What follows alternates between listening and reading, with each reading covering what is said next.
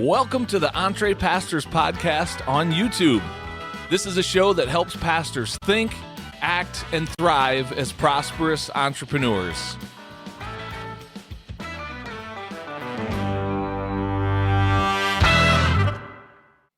Well, hello there, and welcome to the EntrePastors Podcast on YouTube. I'm Jon Sanders. I'm one of the co-founders of EntrePastors, and this episode is going to feature one of our very own members of our business builders community. His name is Aaron Hansz, and we're talking about a lot of things. His EntrePastor journey is a little different than some. Many of our community go from vocational ministry, then branch out into the marketplace. And Aaron, like some others in our community, has a little bit of an opposite pathway into pastoral ministry. He was in the marketplace and transitioned more recently into vocational ministry, but continues to work on launching some businesses out in the marketplace as well. So just an interesting conversation we're getting ready to have with Aaron. One of the things that you're going to hear him talk about is how, and I think this is one of the things that really stood out to me in this episode, is how oftentimes pastors devalue the skills that they have to offer in the marketplace. They don't recognize the value and the worth that they bring to a business setting. And Aaron has a very different view of that because he spent a lot of his career in the corporate marketplace, if you will, and now recognizes the value and the benefits of that pastoral skill set being brought to bear in the marketplace as well. So we've got a great conversation coming your way. I'm so grateful you're here tuning in. Without any further ado, let's get to this conversation with our friend Aaron Hansz. Check this out. Well, Aaron, it is our pleasure to welcome you to the EntrePastors Podcast, man. Welcome to the show. Hey, thanks so much. I really appreciate it. This is neat. Yeah, so you and Les and I have gotten to know each other a little bit inside of our EntrePastors Business Builders community, as you're one of our members there. But now we're going to bring you on and actually highlight your story and the journey, your EntrePastor journey, so to speak. And many, I maybe would say, like the traditional model with probably the majority of our community and listeners are pastors who went into pastoral ministry, and then when they realized they needed extra income, they then branched out and did something bivocationally or launched a business of their own. Your story is slightly different in that you were already doing the income side of things and then decided to go into pastoral ministry, but stayed in that. So I want to really unpack that part of your story here. So why don't we start with this? Why don't you just start with a general introduction to yourself? Let us know where you're at in the world and how you're serving in terms of pastoral ministry. What has that journey looked like for you in terms of getting into ministry? Okay, cool. So I am north of Houston, Texas, in a little town called Huntsville, Texas. We actually just moved up here a couple of weeks ago. We moved into the barn. We have a little barn dominium, which is really kind of cool. But Cool. Yeah, part of this whole story has been a change for my whole family, moving from the suburbs and things of that nature out to a little bit more of a country, slower paced, different kind of person, different kind of people, different kind of families. Something that we've always desired, and we thought we'd end up here towards the end of life, but decided now would be more appropriate. So I've been in the business world. I was a chef for many, many years. That was awesome. Opened a couple restaurants, and then I got into business. I helped sell the services of building clean rooms. If you know what a clean room is, where there's no dust or particles, and they make microchips and pharmaceuticals. I was going to say, what would a clean room, like what would they use it for? But then you just went on to say, so like what makes a clean room a clean room? Actually, it's really kind of interesting. At the end of the day, it's just moving air and filtering. But it's a little bit more complicated than just turning on an air conditioning unit. So it's kind of neat. A lot of different chemicals, and depending on the technology that they're doing, it would different types of piping, very specialized, different tools, things of that nature. So was that something you did on your own, or were you working for a company as an employee when you were in that space?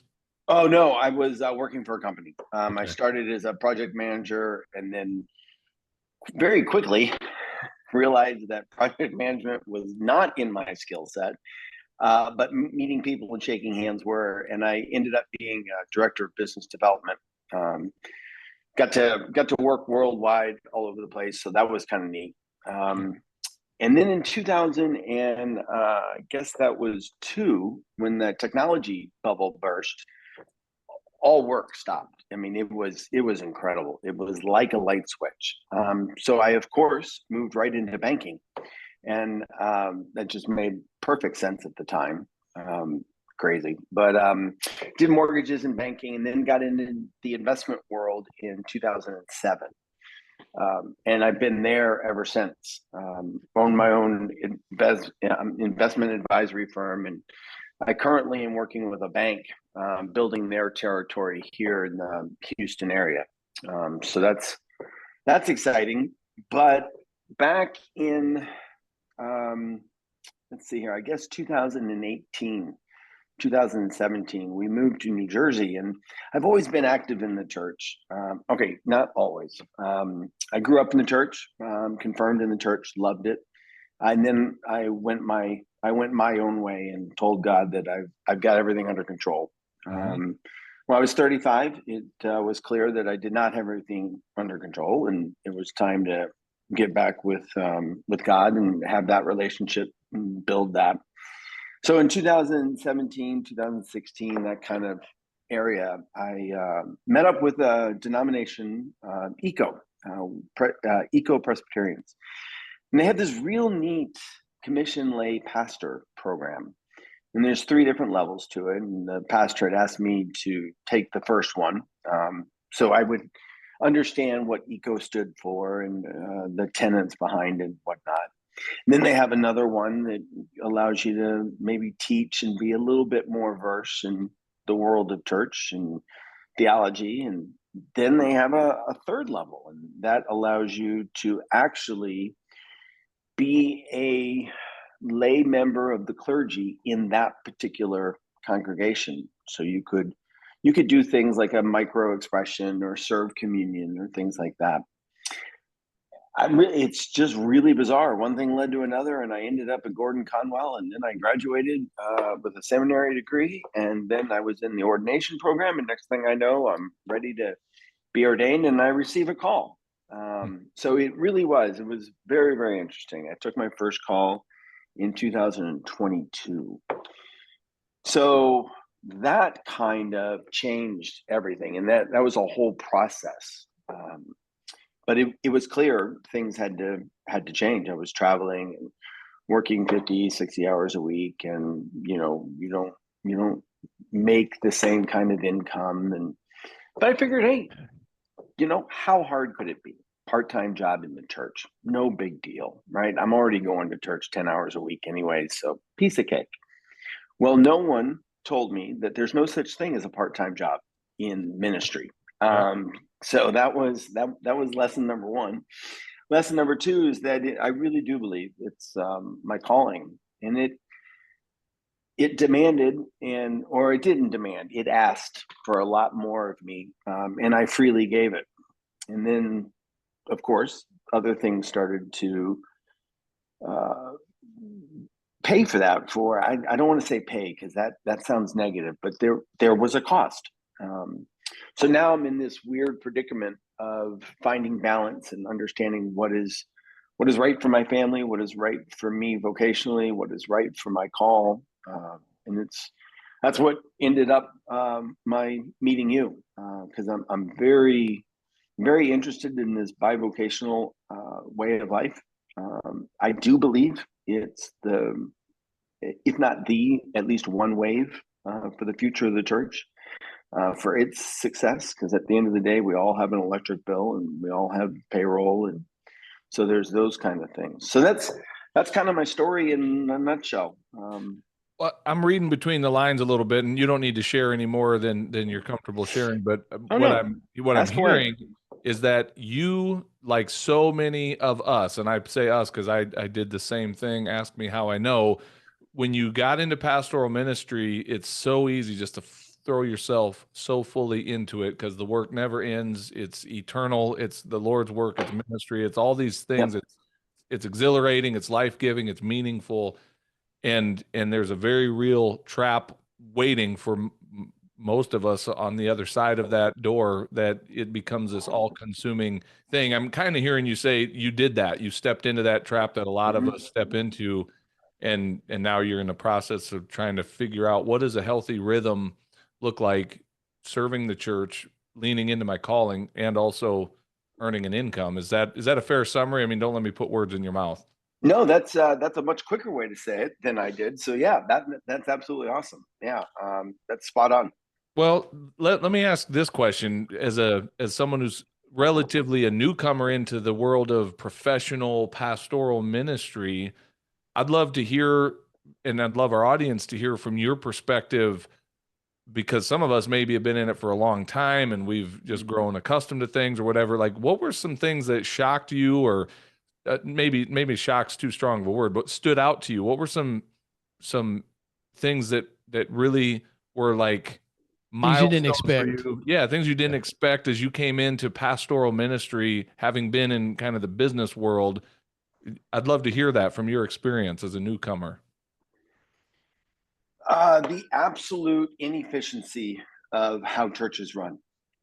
They're Wow. just black and white. And I've always, like I said earlier, I've kind of always been active and taught and kind of was involved in things that the pastors would ask me to be. And I always thought, this is a little disorganized, a little weird. But now that I'm actually on leadership and in the meetings, I'm like, holy cow, it is amazing that we get anything done. So that's Les, number did you one. notice he had zero hesitation? Like, I asked that question and he was off 100%. to the races Oh with yeah, it. yeah, I love it. yeah, 100%. Well, and I'm not surprised either. Oh, me either. I've just seen it at a lot of churches and didn't know what I was seeing. And now that I'm playing in it, it's clear what I'm seeing. But kind of the other thing too, and to be fair to the church, there is just so much to do. I mean, it doesn't close. Right. The restaurants, the projects, banking, and so the securities industry closes at 4:30. I mean, you're done. The church world is on 24/7.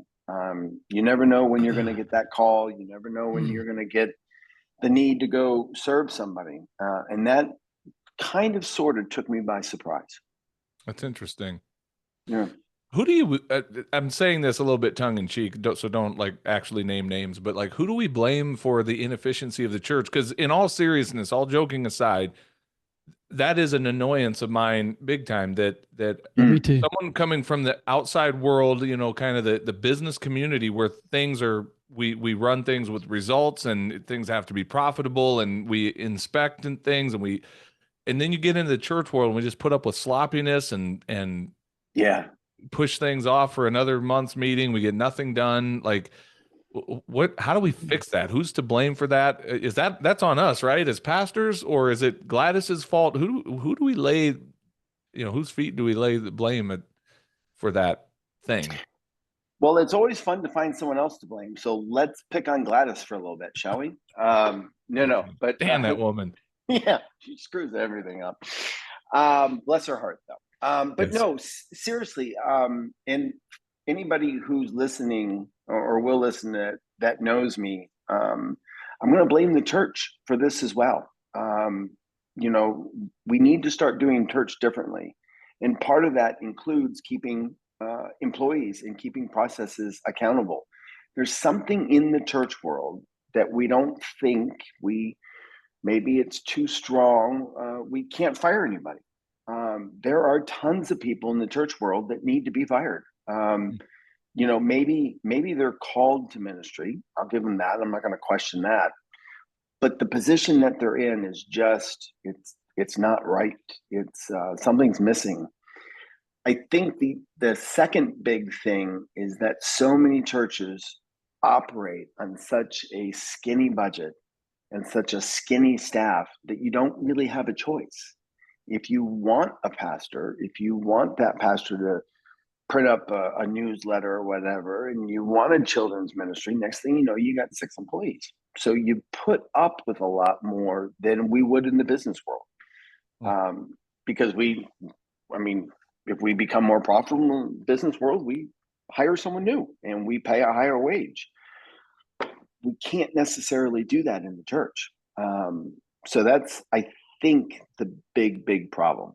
Problem number 3 would be the kind of the whole heart thing, right? For some reason, we think it's loving not to move people into positions that they need to be moved into, which might include not being on your church staff. Yeah. Yeah, that's well said. And we're not solving that problem for the whole church today, but it's still, I think just in you saying it out loud maybe gives some pastors permission to address some issues that need to be addressed. And yeah, I don't know in the current model if the model allows for those problems ultimately to be fixed and addressed. But I will say this, to a degree, the EntrePastor kind of the thing that we're championing does at least offer part of the solution in that we're taking away some of that financial need that is there to produce for one full-time employee. And there's just, I have found with pastors, and you can speak to this because you not only have been, you continue to be fully engaged in the marketplace outside of the church. I just find that pastors that are in that place that have secure funding and not just barely scraping by, but have adequate funding from their other job, their other business, whatever it is they're doing outside of the church, they seem to lead in a stronger, healthier way traditionally than the pastors who are 100% dependent upon that church for the paycheck that, that they bring home, meager though it may be. They just lead different. What say you to that? Because again, you're kind of in that situation. Lack of pressure. It is, I believe it is that simple. I became accustomed to a certain lifestyle, for which I've had to change. Before I made significant changes, I felt that pressure. And I really don't care if you make 10 grand or if you make 10 million. At the end of the day, we all have the same problems. The numbers are just different. And as soon as I readjusted those numbers and I got out of the red zone, my whole spirit lifted, my attitude, my tone, my relationships, everything from my youngest daughter to my oldest daughter to my wife to my friends, to people I'd meet at the grocery store. Everything changed because I didn't have this worldly pressure of mortgages and electric bills. And one of the changes we made is we have a much smaller home. And I got my first electric bill for an entire month, and I called because I was like, I don't think the meter's working, because you just didn't charge me enough. And they actually sent a guy out, and the meter works just fine. So a lot of those pressures are released, which is interesting because then when I go back to church, not only am I more relaxed or alive, but my work at the church is more alert. I'm more apt to participate and see things at a different level. I'm not just Pastor Aaron. I'm Aaron who happens to pastor at this church. If that makes sense. Makes total sense. Okay. Makes total sense. Good. And we hear that often, Aaron, from pastors who are in the business community to a degree. Like there's just a different level of, I don't know, Les, would you say, is it respect or what's the word, that there's just maybe an understanding that that the folks in the church appreciate, that they think their pastor gets them. They, maybe he understands our world a little bit more than maybe a normal pastor. So I think that's a real thing, what you're describing there. In addition to, so let me make sure I have this straight. Your full-time career in financial planning, banking, you working for a church, trying to figure out that whole healthy balance rhythm of a full-time calling, and yet not, practically physically working out a full-time job in that every week. And in addition to that, you are currently launching your own business as a financial coach. Am I saying that correctly? Yeah, absolutely. The financial coach part is a little bit larger than that. It's not just finances. In fact, I'm trying to move away from finances. I joke all the time that I do more marriage therapy than I do financial planning in my investment business. And so slowly but surely, I fell into this world of coaching, and it really is like a thing. And there's this science behind it, and it's really kind of neat. So I'm a certified ICF coach, and actually just turned everything in for my PCC. So that's really exciting. But yeah, I'm trying to kind of renavigate my vocational life, kind of make it a little bit more balanced. The big goal was to do all three: a financial planner who coaches you through the seasons of life, all with a spiritual foundation. That turned out to be pretty tricky to monetize. Well, and I have a feeling though that those credentials and that gifting will still serve you in that coaching, because there will still be times that you rely on that.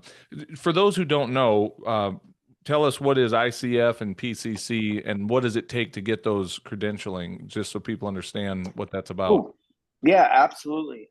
So the ICF is the International Coaching Federation, and they are probably the largest, if not, they may even be the oldest organization of coaches. It is an unregulated industry, which means that there are a ton of monkeys that call themselves a coach. So they put together these standards that we coach by, started to add the science and kind of the art that goes with the science in coaching. And then they have 3 levels of certification. They have the ACC, which is the associate, and then they have the professional, the PCC, and then they have the master, the MCC. Relatively easy to get the ACC. It's about a year and a half of education, with a lot of practicum kind of activities. You actually sit through individual coach training with an MCC who's certified in working with somebody, and it's a neat way. It's a neat way to learn what coaching really is, because it's not just sitting down and talking. I mean, you've got therapy that looks to the past and how to solve problems. You have consulting, which you pay me a bunch of money. I tell you what I think you should do, and I write your report, and you do it or don't. But coaching, don't forget, we're pulling the answer. We're pulling the ideas out of the person that's already in them. So it's their idea. There's a lot more ownership. And it allows you to do things like executive coaching and financial coaching. But the other big side for me is recovery. Working through letting our idols go and kind of chasing a different shiny object other than what the Joneses put in front of us. They must know Gladys, by the way, or Glenda. Yeah. So that's what that's about. Who would be your your profile, your preferred profile of a client to work with? Who are you really setting yourself up to serve as a coach?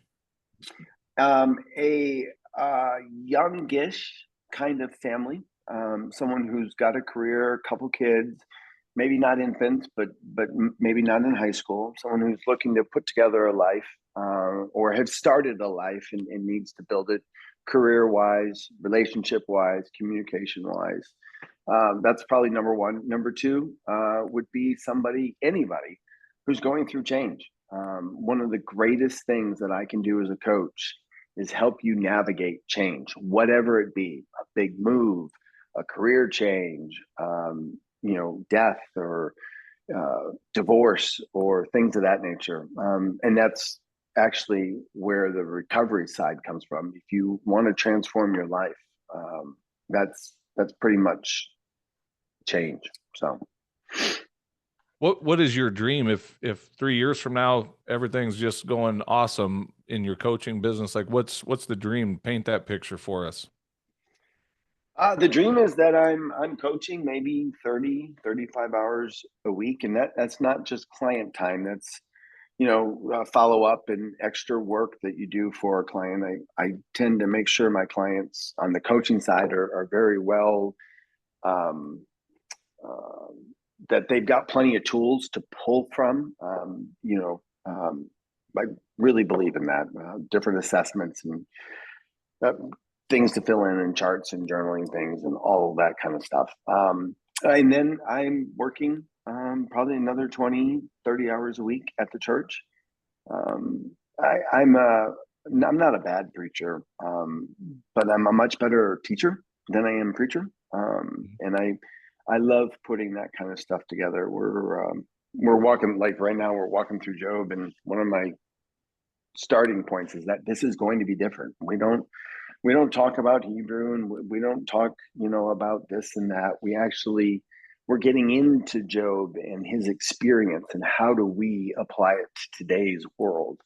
That kind of stuff is what I really like. And I am continuing to walk without the worldly burdens, which ironically enough is always the choice that we get to make, right? I don't have to buy that Lamborghini. I can go buy a Ford pickup truck and still get to church on time. So if that makes sense. What one of the things we talk about a lot at EntrePastors is that, and it's a theme we hear, it's not just something we talk about. We hear a lot of the people we interview who are in the marketplace doing some kind of business of their own talk about how much ministry opportunity they have through that. And I was just going to ask you to speak to that as well, I mean, certainly you can include the banking world as well, but as you're building a business in the coaching space, talk about how you get opportunities for ministry in addition to the ministry you do as a pastor. Every time I say hi to you, and I'm a coach, the door to, no pun intended, but the door to the church is open, right? I do not hide that I'm a pastor. I don't use the title reverend on my business cards or anything, but after the second conversation, it's very easy for me to bring us back to our values, to bring us back to our belief system, which I personally believe everybody, it's based on faith. It may not be our Lord and Savior, the triune God, but your decisions are based on some sort of spiritual foundation. Sure. It may be that there is no God, but that's still a spiritual foundation. So it's very easy to start searching, poking and prodding down that avenue. Yeah. I'd be curious to hear your perspective on this. It's a question I ask often in these interviews. Essentially the question is what advice would you give to a pastor who is struggling financially and says, man, I want to make some extra money and I'm willing to lean into business to do that. But I also recognize you've got, again, just a unique perspective on this, as coming from that place of probably much more relative financial security than stepping into pastoral ministry. But I'm still going to ask the question. I'd love to hear, what encouragement would you give to that pastor who maybe is going in the other direction? Like, yeah, I'm still going to keep pastoring, but also I'm going to go build a nice income on the side over here to provide in a way that I never have been able to. How would you encourage them, advise them, admonish them? What would you offer up to them today? So part of, if you will, my story is this huge desire to have this place in the world. And I went and I got my MBA. That wasn't quite enough. And then I became a stockbroker. Apparently that was really fancy in the 30s and not so fancy in the 2000s. I've always been pushing. And then I got this title of reverend. I'm like, wow, this is pretty cool. Most pastors that I meet come out of the church building thinking that they don't have anything to offer. And that would be, generally speaking, my number one encouragement. You have so much more to offer than you think you do. You are running a business. I mean, at the end of the day, running the church, you have got the world's greatest product, and you do not have to spend any time on market segmentation. You can sell your product to anybody. You keep the lights on just like ExxonMobil does. Here again, same problems, just different numbers. And it really does. It breaks my heart to hear and see so many pastors not think that they have anything to offer. And at the end of the day, you've got the best place in the world. You're a reverend. You get to put REV in front of your name. And you may not want to in the business world for business reasons, but at the end of the day, you're starting off on a footing and on a foundation that so many people don't have, that you can bring insight to that just isn't in the boardroom, and it needs to be. I totally agree with what you're saying, but I have a follow-up question. You're not saying I want to make sure that our listeners hear this clearly. Are you giving the advice because you have such an incredible platform and a way to serve, just stay where you are and be content in that? Like is that what you're trying to say to these guys? Oh, no. If you're a pastor of a little congregation and you're barely making 45 grand a year, no, you have got to do something else. There is something about buying a new car with air conditioning that's really kind of cool. Yeah, air conditioning is awesome. Yeah, but that takes money, which means you're going to have to get another revenue. What I'm trying to say is, if you're in that position, I have met so many pastors who are so afraid to leave the church building and do something else, not completely, but add something, that they think they don't have any value in the business world. Yeah. And they have much more value than they think they do. So keep the church and then give me a call and help me figure out this balance thing, because I need all the help in the world with that.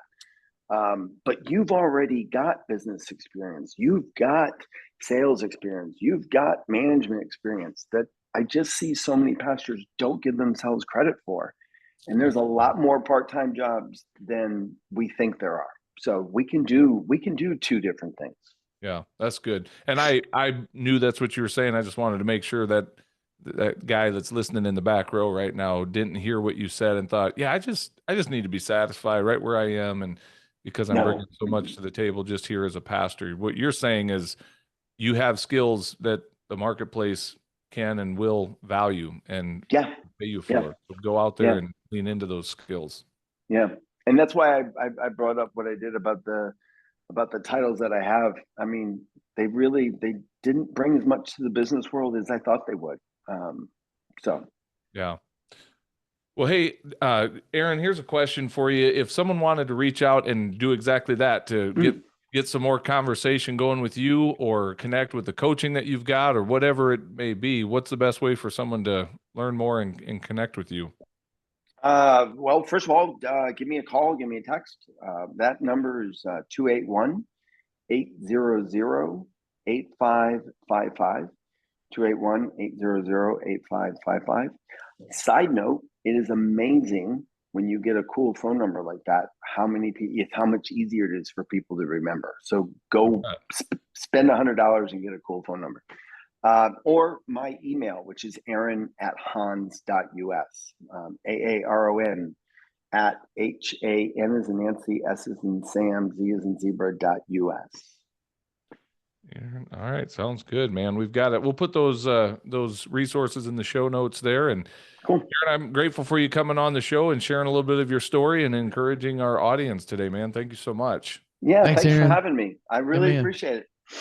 All right. See you guys. All right. Well, hey, thanks for watching this episode of the EntrePastors Podcast. Make sure you hit that subscribe button so you can be notified every time we release a new episode. If you'd like to get connected to other pastors who are learning to think, act, and thrive as prosperous entrepreneurs, then we invite you to check us out on Facebook. Just search for the EntrePastors Connect group, answer a few of our simple questions there, and we'd love to include you in the conversations. And if you're really ready to go to the next level, then we invite you to join our EntrePastors membership community. When you become a monthly subscriber, you will receive access to courses, exclusive community, and coaching that will help you along in your own EntrePastors journey. If there's anything else we can do to serve you, please visit us at EntrePastors.com, and we will do our best to serve you there. God bless everybody. See you soon.